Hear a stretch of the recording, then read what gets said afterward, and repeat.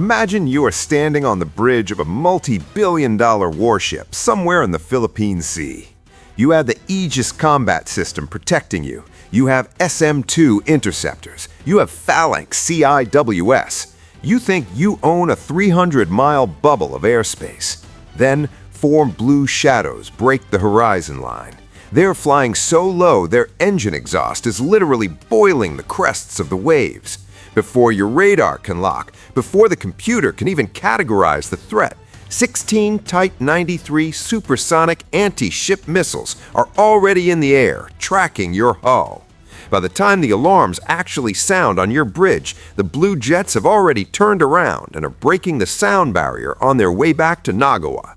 You didn't get beaten by a Russian bomber or a Chinese hypersonic glide vehicle. You got deleted by a jet that the world mistakenly calls an F-16 clone. I'm James. Welcome back to The Hidden Muster. We're tearing down the crime scene today. We are looking at a machine born out of a secret, bitter technological war between two allies. We're performing a forensic reconstruction of the Mitsubishi F-2 Viper Zero. While the politicians in Washington laughed it off as an overpriced copycat, the reality is that Japan didn't build a multi-role fighter. They built a specialized sea-skimming assassin designed to do one thing: massacre a naval fleet before it even realizes it's being tracked. Let's tear the tape off this file. To understand why the F-2 exists, you have to look at the geopolitical crime scene of the late 1980s. Japan had a problem. The Soviet Pacific Fleet was expanding, and Japan is an island nation. Their survival dictates that no enemy ship can be allowed to operate freely in the waters surrounding them. They needed a dedicated strike aircraft to replace the aging Mitsubishi F-1. They wanted to build a clean sheet design from scratch. They had the money, they had the engineering talent, and they wanted to call it the FSX. Washington absolutely panicked. You have to remember the era. The United States was watching Japan dominate the automotive industry, the semiconductor industry, and consumer electronics. The idea that Mitsubishi was about to build a domestically produced fighter jet that might outperform American hardware terrified the Pentagon and infuriated Congress. The U.S. government brought immense diplomatic pressure down on Tokyo. They essentially forced Japan to scrap their clean sheet design and told them, "You have to buy American. Base your new jet on the F-16. The U.S. thought they had won. They thought they had boxed Japan into a corner, forcing them to build a slightly modified General Dynamics product. But the engineers at Mitsubishi Heavy Industries didn't surrender. They took the blueprints of the F-16, smiled at the Americans, and then quietly engineered three massive anomalies that turned a nimble dogfighter into the most terrifying maritime strike platform of the 20th century.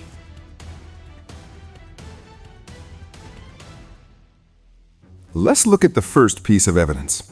Put a picture of an F-16C next to a Mitsubishi F-2. To the untrained eye, they look identical, but look at the shadow they cast.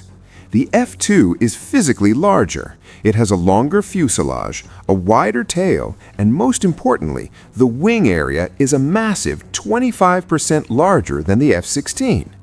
Why? Because of the physics of the kill. The F-16 is a lightweight daytime dogfighter, but Japan didn't need to dogfight. Japan needed to carry four massive 1,300-pound Type 80 or Type 93 anti-ship missiles under the wings, plus drop tanks, plus air-to-air defense missiles, and they needed to fly all of this incredibly low and incredibly fast over the ocean.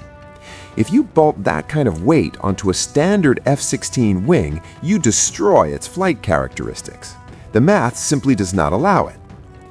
Let's look at the lift equation. L equals 1/2 rho times v squared times s times CL.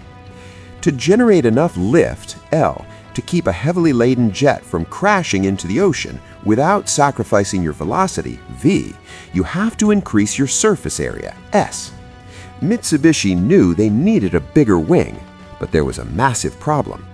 If you build a wing that is 25% larger using traditional aluminum alloys, the jet becomes too heavy to get off the runway.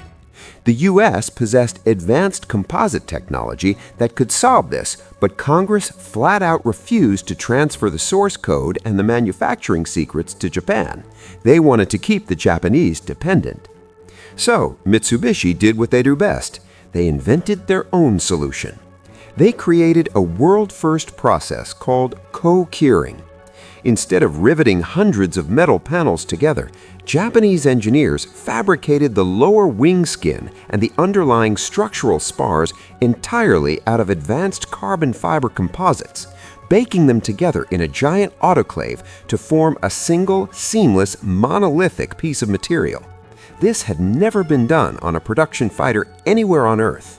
The wing was incredibly light, brutally strong, and because it lacked thousands of metal rivets, it actually had a lower radar cross-section. When the Pentagon found out what Mitsubishi had achieved, the tone in Washington shifted from arrogance to genuine alarm.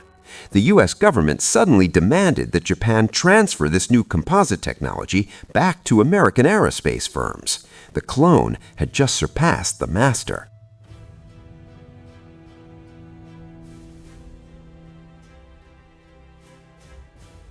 The third piece of forensic evidence is visual, and it's one of the most misunderstood aspects of the aircraft.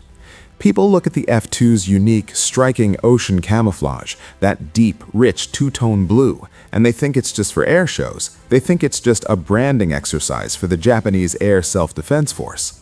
It is not paint. It is a tactical optical cloak tailored for a very specific theater of war. If an F-2 is attacking a naval fleet, it is not dropping bombs from 30,000 feet. It is executing a sea-skimming strike. The F-2 drops down to 50 feet above the water, flying at Mach 0.9. We have to look at the geometry of the radar horizon to understand why this is so terrifying. Because the Earth is curved, a ship's radar cannot see through the water. The distance, d, at which a ship's radar mast can detect a low-flying jet is determined by the height of the radar, hr, and the height of the target, ht. d approximately 1.22 times the square root of hr plus the square root of ht. If an Aegis destroyer has its radar arrays 100 feet above the waterline and an F-2 is coming in at 50 feet above the waves, the ship literally cannot see the jet until it crosses the horizon line, which is roughly 15 to 20 nautical miles. At Mach 0.9, an F-2 covers 20 nautical miles in about 2 minutes. That means the ship has 2 minutes to detect the threat, categorize it, achieve a firing solution, and launch interceptors. But the F-2 isn't going to get that close. The Type 93 anti-ship missiles it carries have a range of over 90 miles. The F-2 launches its payload from safely behind the curvature of the Earth. The ship never sees the jet on radar. But what about visual detection? What if an enemy combat air patrol, CAP, fighter is flying overhead looking down for incoming threats? This is where the deep blue camouflage becomes a weapon. The waters of the Pacific are not light blue or green. They are deep, dark, light-absorbing indigo. When an enemy pilot looks down at the ocean surface trying to spot a sea-skimming attacker, the F-2 completely vanishes against the background clutter of the waves. It is optically nullified. You can build the best delivery system in the world, but if the bullet is weak, the gun is useless. The F-2 was purpose-built to carry the ASM-2 Type 93 anti-ship missile. This isn't just a copy of the American Harpoon. The Harpoon uses active radar homing in its terminal phase. It turns on a radar seeker to find the ship. Ships have radar warning receivers, and when the Harpoon turns its radar on, the ship knows the missile is coming and activates its electronic countermeasures to jam it. The Type 93 uses imaging infrared guidance in its terminal phase. It doesn't use radar. It looks for the thermal silhouette of the ship against the cold background of the ocean. It doesn't emit any warning signals. A flight of 4 F-2s can ripple fire 16 of these missiles simultaneously.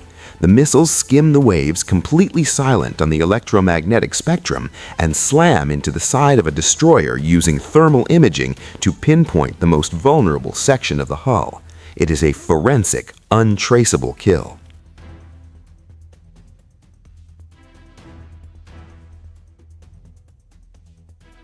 Let's pull the pieces of this crime scene together.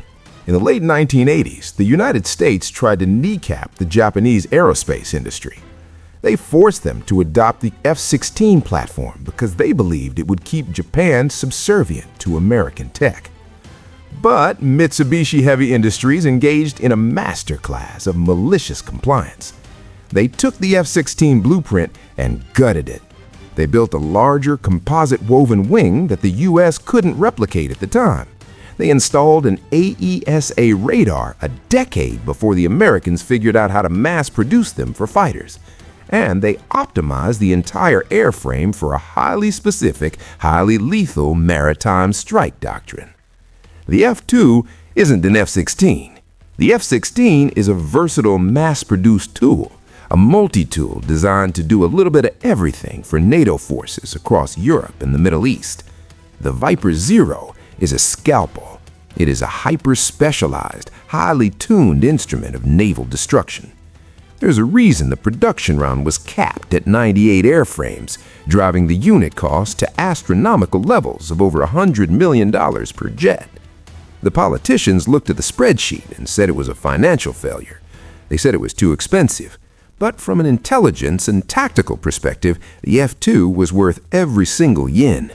It proved that Japan retained the institutional knowledge and the brutal engineering capability to build world-beating combat aircraft. He was a warning shot across the bow of the global defense industry. If you look at modern naval warfare today, everyone is obsessed with hypersonic missiles and drone swarms. We look at the headlines and think the threat landscape was just invented yesterday. But the reality is that the blueprint for naval area denial was perfected in Nagoya back in 1995. If I'm a fleet commander sailing into the first island chain, I'm not just worried about the new stuff. I'm looking at my screens, knowing that somewhere out there, painted in deep ocean blue, high below the radar horizon, is a flight of F-2s. They aren't turning their radars on. They aren't talking on the radios. They are just waiting for a hull to cross the line. The U.S. tried to kill the F-2 before it was even born. They failed, and in doing so, they accidentally forced the creation of the most lethal ship killer of its generation. I'm James. Keep your eyes on the horizon, because by the time you see the Viper Zero, the missile is already off the rail. We'll see you on the next deep dive.